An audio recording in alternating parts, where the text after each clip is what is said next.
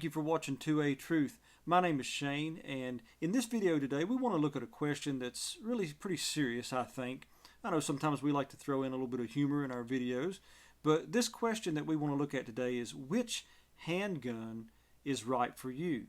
You know, we believe in the Second Amendment. We believe it's a very important thing. You never know. You could be used to help prevent some kind of serious crime from being committed against someone or even against your own self. And so the question often rises in people's minds, which handgun would be best for me? Well, there's many different types of handguns to consider, and that's what we want to do in the video today is we want to look at several different types of handguns. We don't have a wide variety here, but we have some basic things to go over and to consider.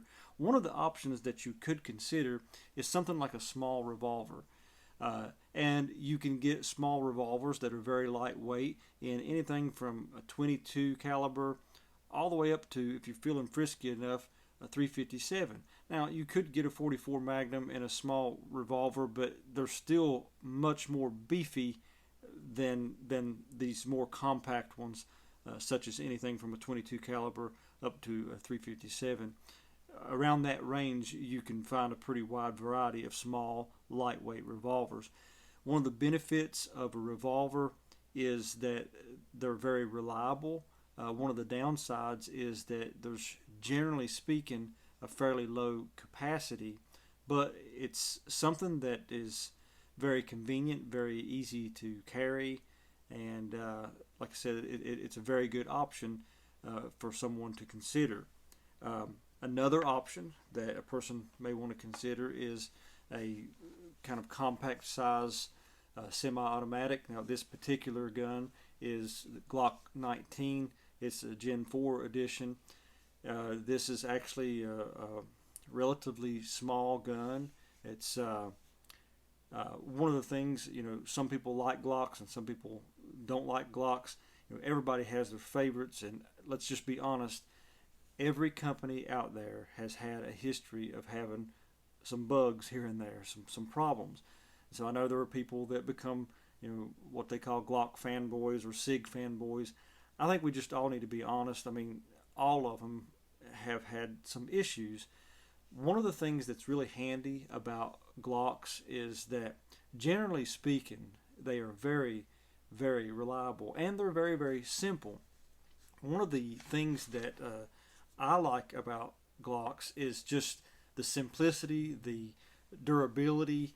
A lot of people kind of are concerned because Glocks don't come with some kind of manual thumb safety, but they do come with this trigger safety.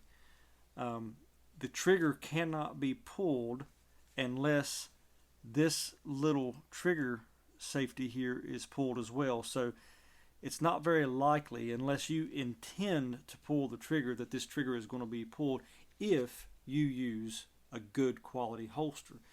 Don't ever stick a gun in your belt without a holster. You hear about people doing that. You see people doing that in movies.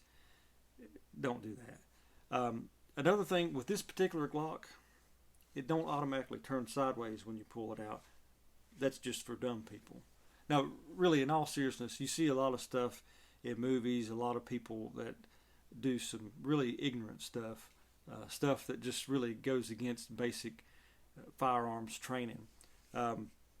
But something like this is something that you may want to consider because, I mean, it's fairly lightweight and compact. In a Glock 19, you've got 15 rounds plus one in the chamber, so you have 16 rounds. Plus, they're making so many different micro 9mm and stuff like that that holds even more rounds than this. So that may be something you want to consider. Also, something that you may want to consider is a handgun that has some type of manual thumb safety. This particular gun has it on both sides. It's ambidextrous, if I can get that out there. But this really is pretty handy because it's very easy to click on and off with your thumb as you draw the gun. You can just click it off.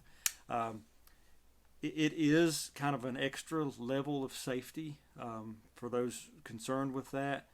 They also make several different models of guns that have a grip safety that unless you are gripping the gun and pressing that grip safety, the trigger cannot pull. So there's just several different things to consider. If you're really feeling frisky, you could even go with a larger gun, something like this. Now, I wouldn't recommend carrying something like this unless you're in the woods and you're in bear territory or something. This is the Taurus 44 Magnum. Pretty heavy, especially when it's loaded. But again, everything from a small revolver to a compact semi-automatic. Some of the features again that you might would want to consider is, would I want some kind of manual thumb safety for added protection, for added safety? Do I want some kind of grip safety? All of those things are good things to consider. And let me just be honest with you. Don't let anybody tell you what you should carry or what you should use. You do what you are comfortable with, because you'll never use something that you're uncomfortable with. So you use what you determine is best for you. The purpose of this video, and the only purpose for this video, is just to encourage you to look at the different options, to consider some of the different options. Again, this is one of the most lightest weight, easy, and very safe ways to carry a firearm. The trigger pull on this particular gun, it has the hammer. The trigger pull on this is stiff enough to where it's not going to just accidentally go off.